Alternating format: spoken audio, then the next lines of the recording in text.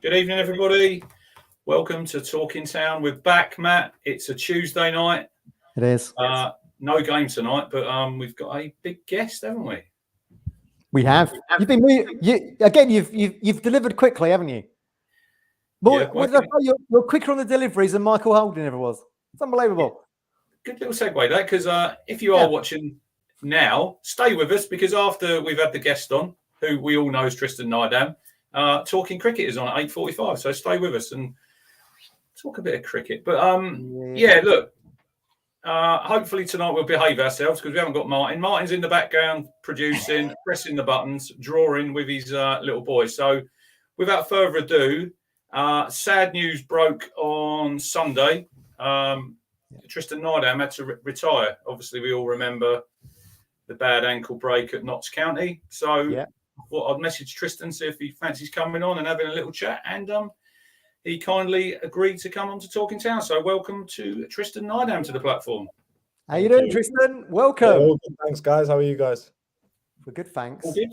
I only wish we could welcome you in more positive circumstances, but we'll talk about the positives of the future. But how are you feeling like this sort of 48, 72 hours on from your big announcement? No, I feel good. I feel fine. Obviously, the initial time of the announcement, it was I was a bit sad, but that was only because I was looking at the messages and stuff. Beforehand, I was fine, but when the messages started coming through, I did get a bit sad. But a few hours later, I was fine. It is what it is. It's life. So yeah, I'm happy in a good place. Yeah. It must be quite nerve-wracking when you actually release that statement, because at that time it's only you and your friends and your family know, and then suddenly the world knows, don't they?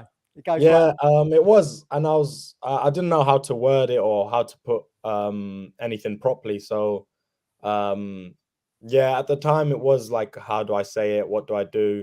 And then when I put it out there, it was all good. I got a lot of nice messages, and I really appreciate all the messages that I got.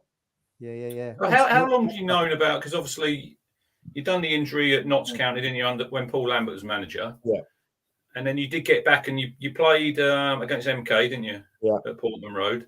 Yeah. But how long have you known in your mind that this is probably going to be the end of your career? Probably from January time. Well, I made my decision in January, to be fair. I only released it the other night. But my decision was made in January. Obviously, I told Andy this morning that the club gave me 6 months from August. So I was with the club until January. They try to help me get fit, but unfortunately, I couldn't. And my decision was made in January. Is that because of the peak levels of fitness you need to get to as a professional, Tristan? Is that So obviously the levels required are like you need to be an athlete and stuff. And I was never the same. After my ankle injury, I couldn't stop. I couldn't do certain things. If I passed with my right foot, it would hurt. So the levels to be an elite footballer are a lot, and my ankle couldn't sustain it. Does it? I mean, we've seen sort of Carlos Edwards, for example, go off and play for Woodbridge. I think it is Woodbridge Town. Is that something you might look at just to tick over in the future? Maybe. I'm not too sure yet. At the moment, I'm just happy in myself. I'm just cool. I'm chilling. Going on holiday next week for a month, so it's not something I've thought about or looked to do or anything like that. Yeah. Well, you told us before we came on air, of course. You've been coaching this evening. So tell everyone, you've started that journey now, which is fantastic to hear. Yeah. So I've been doing coaching the last 3 weeks now. Ipswich have been good. They've said I can come and shadow the academy coaches when I want to, so I can just message the academy coaches and see if I want to go in there. It's been a good journey so far. Obviously, it's hard because you've got to adjust and adapt to different age groups and different level ability kids. But no, it's been good. Yeah, and of course you've got the perfect. Go on, Matt. I was going to say, Rich, Tristan's got the perfect role model in someone who retired at the same age as now. Ipswich Town boss in Kieran McKenna. Yeah, I spoke to Kieran McKenna just before I left. Obviously he had his hip injury when he was around my age, and he went off, did his coaching badges and that sort of stuff. But I've not really thought that far ahead. I've not of course thought about being a manager of it or anything like that. At the moment, I'm just enjoying myself and see where it takes me from there. See where it takes you. But success always leaves footprints. So it's good to know that someone similar age to you has gone on. Yeah. And in short space of time is now Ipswich boss. Yeah. So talk to us about a young Tristan Nydam when you come to town when you were 9 years old. So initially my brother was first scouted. So my brother was at the club for a little while, and then the same scout who watched him came to watch me. So then I came on the 6-week trial, got signed. And then from there on in, it's just making sure you get the 2-year contract. And then when I got to about 13 or 14, I got offered my scholarship. And then that same season I got offered the pro. Obviously you can't sign them until you're a certain age, but they offered it to you. And then so 14 or 15 I got offered my first pro. And then it was onwards and upwards from there. Yeah, that's like everyone's dream, isn't it, Matt? You know, as a young kid. Yeah, I was going to say that. Because you moved to Colchester, didn't when you were 10? No, when I moved to Colchester when I first moved here when I was 6. Oh, you were 6, were you? Yeah. So when I first moved from Zimbabwe to the UK, my mum and my aunts were all living here, my sisters. So I moved here when I was 6, and then I was playing Sunday League. And then from there, Ipswich found me, and it's quite my wife's cousin's a keeper in the scholarship at West Ham. It's quite intensive, isn't it? Even though you're little kids going forward, it's quite intensive. I mean, I think he's there for like 4 or 5 times a night. Yeah. So I think it's like maybe 2-hour sessions or something like that, and then it's 3 days a week, and then a game on a Sunday. And then obviously when you get to an older age group, it might be training twice a week and then a game on a Saturday. But it's quite intense for a young kid, especially with the school and stuff. It is fairly intense. Did it used to kind of dominate your thoughts? I'm going to be a pro footballer, or were you just sort of going with the flow? I'm doing my schoolwork, my mates are there, I go football in the evenings. How did it work? I was until I got to 13, 14, 15, I'll just go with the flow. And then you get offered the scholarship and the pro, and then you start taking it a bit more seriously. I didn't try in school. Should have done, but I didn't try in school or anything like that. I still got good grades. I passed everything, but I didn't try or anything like that because that thought's in your head. You have people saying, you have to have a plan B. Education's important, but you like at that age you're getting like the accolades and people are praising you, so you don't think about it. Tunnel vision. I suppose you need that, don't you, to get there? Yeah, you do need tunnel vision, but obviously it is important to have something to fall back on. Yeah, absolutely. Yeah. Colin's asked a question in the comments there, Rich. Is Liam Gibbs a good friend of yours, Tristan? He's obviously gone off to Norwich, hasn't he? Is that someone you know well? No, I obviously I've played with Gibbo and stuff, but I don't speak to him or nothing like that. No. Yeah. Was it your debut? Luton Town at Kenilworth Road under Mick. Yeah. What was Mick like as a manager and Terry? He was a top man. He had the respect of everyone. Really nice guy. People could go and speak to him for anything they wanted. He was always there for a conversation. Unfortunately, people outside the club wouldn't have seen that. He was working on a tight budget. The job done was probably magnificent. Unfortunately, things didn't go the way people wanted, and I think when you look at Mick's time here, Tristan, at the club, I don't think we a lot of fans probably appreciated what a good job that he'd done, because obviously when he came, we were bottom of the league, 7 points. I thought we'd go down. That playoff team, and I think, like you said there, he was always on that shoestring budget, wasn't he? Getting the loan players in, and I think in the end, it just it must have ground him down in the end. Yeah, I think so. Probably, I know people didn't like the football he played and stuff, but Mm. he was there to get results. And I'll correct me if I'm wrong, but I think bar the season he came in, they only finished in the bottom half once. Yeah. So he did a great job, but unfortunately, the football he played didn't suit what And the. I'd only say in his latter time now, I think, Tristan, because I was quite enjoying it when he first came in. But then again, I suppose when you're riding high in the top 6, Yeah, it doesn't really matter, does Yeah, it? It's you only when he just- yeah, starts exactly. struggling. I mean that year he left, fans were chanting his name at the start of the season. Yeah. We're on a roll. We're I think we're second at one point. I think we won about the first 5 games, didn't we? There, Yeah, we we did. went to Millwall. Yeah. I remember going to Millwall. We won 4-3, and then Yeah. I think that was you played Luton. I think was your debut. Then we It was Luton, played Barnsley, Millwall. Barnsley, I we played at won. Barnsley, Yeah. and then Millwall, and then unfortunately, things changed. But yeah, it's football. I was It looking, is what it is. I And was looking in that team, Matt, that Tristan made his debut, and you made your debut. Burson Selina was there, yeah, wasn't it? yeah, it was Bart, Burson, Webby, Chambo, Jonas, Miles, I think Jordan Spence, Flynn, Scousy, Burson, Didsy. Yeah. Yeah. Martin Wagon come on, didn't he, for you? Waggy come on for He me. just signed, didn't he? I think he signed on that the same day, day, I think. Yeah, and he came on there. We won 2-0. What was Selina like to play and train with then, Tristan? Because obviously came back to the club, didn't he? Yeah, he was top draw, Santi. He was a good guy, very good guy. Even when he came back, I used to speak to him and stuff. He's unbelievable. Really good player. He's always thinking on the next step ahead. But yeah, he's a real good player, good guy.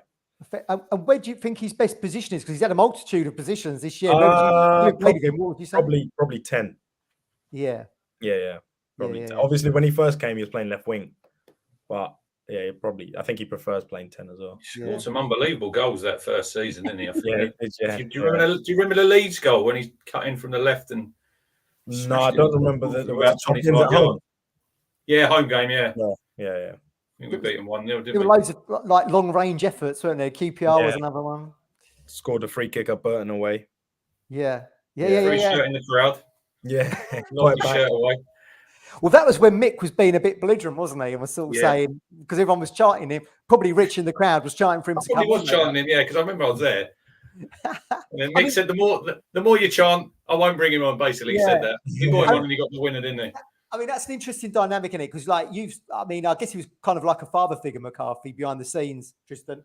But I think in front, he probably played more of a character, did he, in front of the cameras and with the media? Sort of came across as sort of very stoic Yorkshireman, I suppose. Yeah, but he wasn't like that behind the scenes.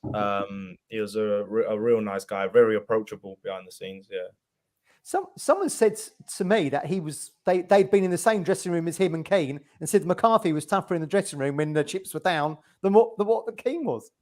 I wouldn't know because I've not heard great things about Keane, but yeah. Karate kicking, tactics balls and what have you. Yeah. I'm not. I want to talk to you, Tristan, about obviously you've had to retire. Yeah. So obviously nowadays, mental health. How's your mental health been? Obviously, knowing that your football career has come to an end, you've wanted to do it since you were been in the club 13 years, and then all of a sudden, that's it, gone. At the moment, I've been fine. I think I've coped with it and dealt with it really well. Touch wood, I don't want that to change or anything. I've got good people around me though. Got good family, strong family. I live with my mum. My mum's been very good. Got my girlfriend. I've got my friends. So I've got a good base of people around me. So my mentality's never changed or anything. I used to think, what if? But now it's I take it as it is. It's not in my control. I can't. Obviously, it was my decision to retire, but the injury and stuff's not in my control. So I think I've coped with it really well, but I hope it doesn't change. Like I was saying to Andy this morning, I hope it doesn't change when it comes to pre-season. I see people going back for pre-season and having to do a different job or something like that. So yeah, I hope I stay positive and on course. I'd imagine after the injury at Meadow Lane, I guess when you've got big injury like that, do you suddenly feel like you're on the periphery of the squad, like you're not involved in the training, you've got the rehab, etc. Does it feel like I'd imagine that's pretty more lonely than what you've been feeling recently, I guess? Yeah, you do feel a bit left out. Yeah. Although the changing room at the time was like phenomenal. And then the season starts, they go 11 unbeaten, and you feel, oh, maybe I could have had an impact in that. Right. Yeah. But again, there was a good bunch of, it was a good dressing room, good bunch of lads. So they never try to make you feel left out or anything like that. Yeah, absolutely. And would they like text you and all that and see how you was getting on and that kind of thing? Yeah, but I was with them every day anyway. Yeah. Yeah, so it wasn't like they had to message me or anything because I was with them. The Still only time part of the they messaged me is straight after the injury when I wasn't in for a few weeks because I was Yeah. recovering and then had my operation. So yeah, so there's about 3 or 4 weeks where I actually wasn't in, and they would message me and keep in touch because obviously we had Chambo, Scusi, so we had a lot of senior lads in the dressing room. Yeah. I guess I guess after the injury, it feels like you've got a mountain to climb, doesn't it? In terms of, like you say, you've had the operation and everything. I guess it's no. So yeah, initially I was supposed to be out 6 months, and then unfortunately didn't go to plan. I'd gone away. I'd gone to Mauritius for like 10 days or something like that. We thought that would help, and it helped slightly. But unfortunately, I went on the anti-gravity machine. I was limping when I was running. So then we went back for a second operation. Then COVID hit. So I wasn't getting treatment on my ankle every day. I've seen so many different people regarding the ankle, and then I had a third operation last year. So yeah, it's been a very tough, long road. But yeah. So when you come back against MK, how did that feel? Did you think, right, here we go, I'm back? Yeah, there was an element of that. And I did when I came on, I didn't think I did too badly. I thought maybe I'd get another chance later on in the season, and then like maybe 2 weeks later, I tore my hamstring. I did a grade 3 hamstring, and then that's your season done. Then I thought, okay, I'd get something because obviously I was getting talked about quite well in the press, and then you get released. So that played on me a little bit. Like I didn't get a chance to do anything, and then thankfully the club gave me something for 6 months to help me get fit and stuff. But yeah, unfortunately, it didn't So happen. you were part of Demolition Man, Cookie, weren't you? Yeah, I was part of it. Yeah. What do you make of Paul Cook? What do you make of Paul Cook's time at the football club? Because he came in, and me and Matt, listen, we were glowing. We thought Paul Cook comes in. Well, this was it. Great CV. I think I actually spoke to him yesterday. He gave me a ring. I actually I liked him. I think he was a good guy.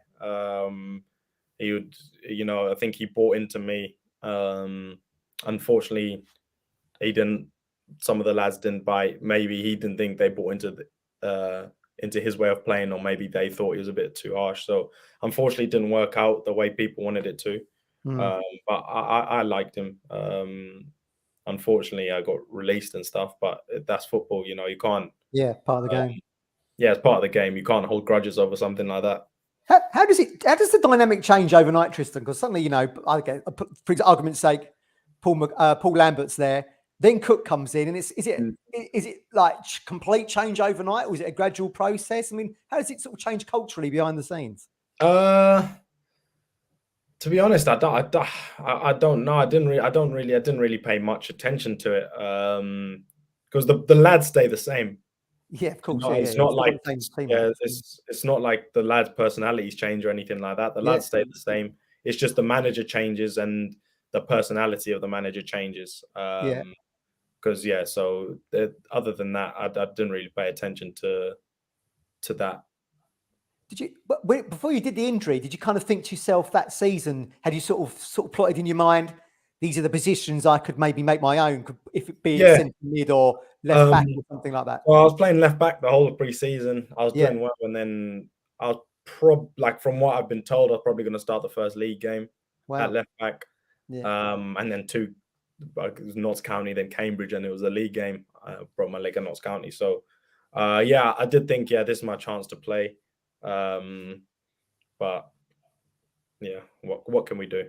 Is it difficult to change between positions? I mean, I guess CDM was kind of your role originally, and then you've been asked to play something else. Is it easy to go between the two? It was for me because I played there from when I was young as well. So I never just played centre mid when I was younger. I'd always it was always there left back. I'd even played right mid occasionally. I remember once Nashi put me up front. So it was I'd always played in different positions, so it wasn't like it was unnatural to me to play left back. Yeah. And of course, you've got Tristan, Matt. I've got a question. So I went to watch you. You got picked for England under 19s, didn't you? I went to Mansfield. And you played Germany. You didn't actually get on, but Flynn played that game. I had returned to Ipswich because I suffered an injury in the game we beat Poland 7-1. Was that the game before? Oh, that was the game before, was it? That was the game before. Yeah, we beat Poland 7-1, and I went into a stupid tackle. I don't know why I did it. We were already 7-0 up or something like that, and I injured myself. You wanted that 8th goal. Yeah, Flynn played that night. Yeah. Flynn he's doing really well at Swansea. He's been talked about. How high do you think he can go in the game? Because I think we spoke before on this platform about Kieran McKenna would have been, I think, at Town the perfect manager for Flynn Downs because he's playing under Russell Martin now, isn't he? Yeah, I'd probably say as high as England. He's that good. Unfortunately, I don't know why some people didn't. They thought he could leave or didn't think he was that special. But yeah, I think he could play for England. He's that good. Yeah. He's having a great. I mean, they seem to love him at Swansea, don't they, Rich? Yeah, he's unbelievable. With the ball at his feet, his energy, and to top it off, he's a top guy. He's actually messaged me now. So tell him to watch. Tell him to watch the show. Yeah, I'll tell him to get on it. No, he's a really nice guy. We're planning on going on a golf holiday in the summer. So yeah. Oh, brilliant. He kind of benefited from going out to Luton on loan, didn't he? I think he had like 8, 9, 10 appearances at Kenilworth. Yeah, right? I think so. Yeah, and I think he loved it. He loved his time going on loan as well. But yeah, no, he's doing really well for himself, and it's deserved because he's worked so hard to get there. Yeah. Well, what I admired about you, of course, was we always sort of talk on this platform about players don't always want to come out of their comfort zone, but you went up to Scotland with St Johnstone, which I always thought was a bold move. I mean, did you have any worries about that, or did you kind of embrace that challenge? I mean, what was going through your mind now? No, I didn't have any worries at the time. I think it was good for me because I didn't know how to work a washing machine until I went there. So I had to fend for myself when I was out there. My dad came over from Zimbabwe. He stayed with me for like a month. So I didn't have any worries. The only shame was I didn't play. Yeah. But I never stopped working hard or anything like that. I missed my sister's wedding to go there. Wow. So those are the only real shames that I didn't play. I missed important things, but again, goes back to that tunnel vision, doesn't it? You were talking about again the sacrifices you have to make. But yeah, what's the standard like in Scotland, Tristan? I think you played 5 games. Yeah, I'll probably say high end League One, low champ. You got the 2 teams that are good. Yeah, and of course. The rest of them, probably a low end champ, high end League One, and then you get the middle teams. The middle teams are all right. It's the lower end teams that struggle a little bit. Yeah. Was Stevie May there while you were there? No, I think he joined the season after. All right, yeah, he's a bit of a cult hero in St Johnstone, isn't he? I think. I think so. Yeah, because they got Liam Craig. Liam Craig won the Youth Cup. Of course, yeah, absolutely. And he messaged me the other day to say, sorry and about the injury and. He was a real nice guy, Liam Craig. Very, very good guy. Did you stay in a hotel while you was there, or did they put you in they put me in an apartment, a flat. So yeah, they did that, but I had to cook for myself and stuff, which I didn't like. But got your dad to do that. He can't do it himself. So it was that my sister came and cooked in bulk for us, but when that ran out, it was Chinese fish and chips. That sounds like a good diet to me. How did that come about, that loan move? Because did you Did you talk to the manager saying you wanted a loan move, or did they contact He's the the one who club? told me to. Obviously, it was Paul Hurst at the time, and he said, "Yeah, it's best you got on loan because I'm not going to play or whatever." So, I ended up going up there. Did you? I mean, he's obviously sending you out on loan, but the Hurst era always, because it was so short for him at Woodman Road, Tristan. I mean, obviously you got on really well with Terry Connor and Nick. I mean, did you not have such a great relationship with Paul? Was it a different way of working? He was a young manager himself, of course. It was hard. The pre-season was extremely hard. Was it? On that, yeah. Pardon? For like in terms of fitness and running and all that kind of thing. Yeah. We're up at when we went to Alicante, we were up at 7 in the morning running around the golf course, and then we're training and then running again. Bit military, was it? Sessions it was an extremely tough pre-season. And I think a few of the things he said, I don't think the players bought into and stuff like that. So it's football, because everyone has their way of thinking and their way of doing things, and people have to buy into it. And I went to Exeter, Tristan. I think it was his third game, and we lost on penalties down there. And I always remember that interview after the game, and he absolutely hammered the players. And I thought, this is the third game in, and you're literally bagging off some of them. And I'm thinking that's not going to end well, really. Yeah, and you've got senior players in the dressing room who have been there and done that, and then you third game of the season, you're slagging them off. It was a shame, because we wanted a younger coach, didn't we, Matt? We did. And Hurst come in, but do you think he went about it the wrong way with, because he signed a lot of League Two, League One players, and he let some, like Martin Waghorn, for instance, Joe Garner, some really good players that he let go, didn't he? Yeah. Again, it's just that was his way of doing things, and unfortunately for him, it didn't work. But for another manager, it might work. And what was his thinking? Do you think, Tristan, that these players are good in the leagues below? They can all step up into the championship. Was that his kind of thinking, do you think? It must have been. Obviously, those players did well in their leagues, and at some point they're going to step up. So why not be the person to? The only issue with the plan was, of course, he bloodied everyone at the same time rather than rather than integrate them. But maybe it was his idea of changing the squad to the way he wanted it to be. Yeah, of course, absolutely. I mean, we spoke about loan moves earlier. I mean, Armando Dobra is someone who, very similar to you, has had a great reputation in the academy and gone out on loan to Colchester, maybe struggling a little bit. What can you tell us about Armando, and do you think he can still come back to Ipswich and play a part, do you think? Yeah, Dobbs is a very good player. Ball's like his glued to his feet. He's really good, and he's very tenacious. He's got a big personality about him, so I don't see no reason why he can't play for Ipswich next year. So I know the squad's big, but I don't see any reason why any of the youngsters can't. I suppose progress. It's all about, like you said, you went to St Johnstone and you didn't really play. It's all about the right loan move for the player, because he's obviously gone to Colchester, Tristan, and then the manager's gone, another manager's come in, and they've got different ideas, I suppose. And what makes it worse, they're fighting to stay in the league. So a new manager comes in, they're fighting to stay in the league, and you're a loan player. Does he really want to use loan players and all of this? So it is tough, especially when a manager changes. And certainly with the stakes are high, aren't they? Because no one wants to drop out of the professional setup and go into the league, do they? Exactly. The amount of money they'll lose out on and stuff. So Yeah. Do you think Dobra would fit McKenna's style, that sort of slick passing? Well, I guess he would if you say the ball stuck to his feet. And do you think he's got the right personality to integrate into that squad? Yeah, he does. Yeah. I think even Paul Lambert tried to play a bit. So from the academy all the way through, we learn how to play football. So he'll be fine.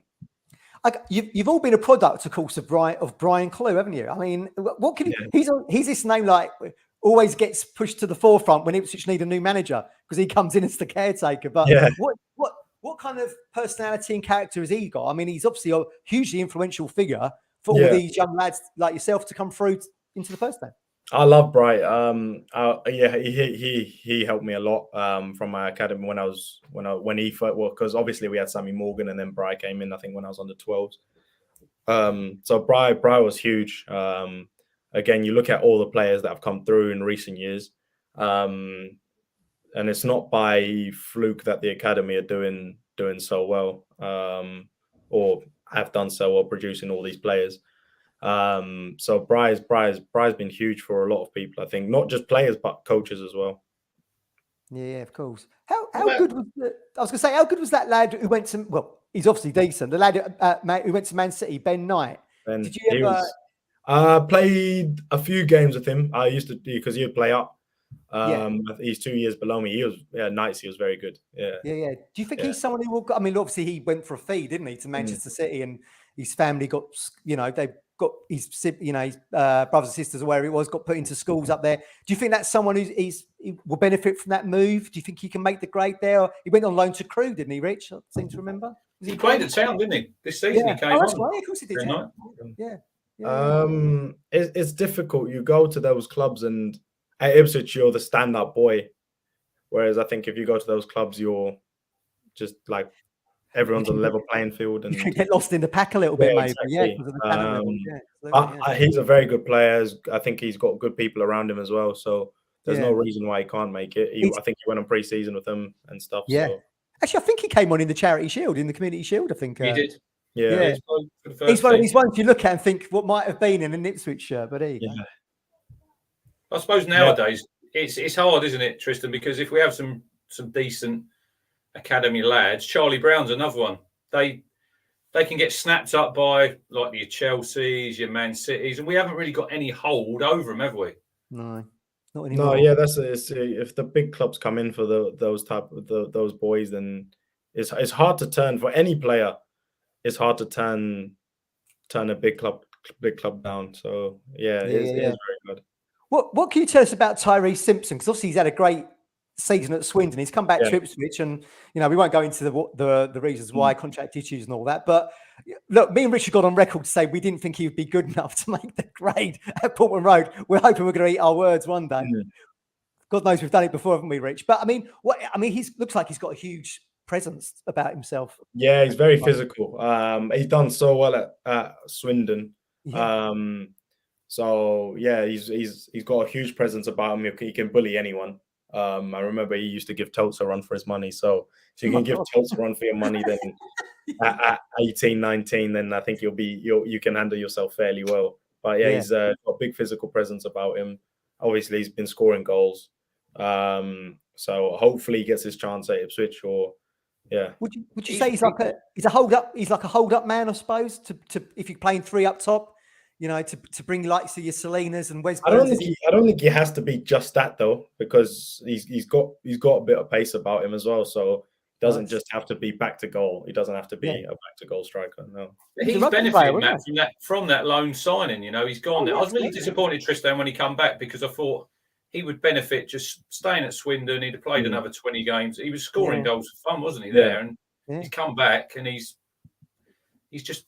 Well, he's got an injury, hasn't he, at the minute? But it's just a bit disappointing, I think, because I think he'd benefit more than playing proper senior football than for the 23s, wouldn't you? Really? Yeah, I think so. I think he probably himself would have wanted to stay, but he was called back, and now he just, with the remaining 7 games to go, he just has to fight his case, and hopefully he gets chucked in.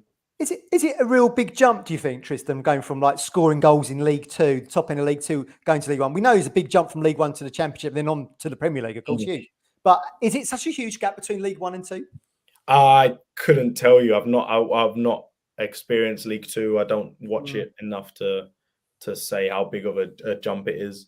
Obviously, it must be. I think it would be a big jump, because look, the gap between the League One and Championship is a lot. So I reckon it is a fair difference. Yeah. Well, we know that today went live today was Renegade Statman's interview with Kieran Dyer. It's on YouTube if anyone wants to watch it. And Kieran Dyer, of course, Tristan, is a person that McCarthy likened you to, I seem to recall, which was like massive praise. Yeah, I think Kieran himself would have likened him. I think he did in the past, but he was another huge influence on my career. I think I trained with him once when I was 13, and from there he took a liking to me, And then he was huge in my career. Very, very good guy, very honest. He'll tell you how it is, and he'll do anything to help. I think you've only had to see, Matt, the messages from like some of the youth players I've seen and Tristan over the last 24 hours on social media, and they're all glowing in Kieran. And it is a little bit sad he's gone, but I think he needs to probably find his own way. It might help him leaving town because he's an Ipswich boy, obviously, but I hope that he goes on and has his own career in. Look, obviously he's quite ill at the minute, and we wish him well. But absolutely, he's probably going to go on and hopefully have a good career.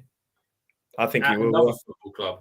I think he would. I think he'll have a very good managerial career because people buy into him. Look at what he did with Moors.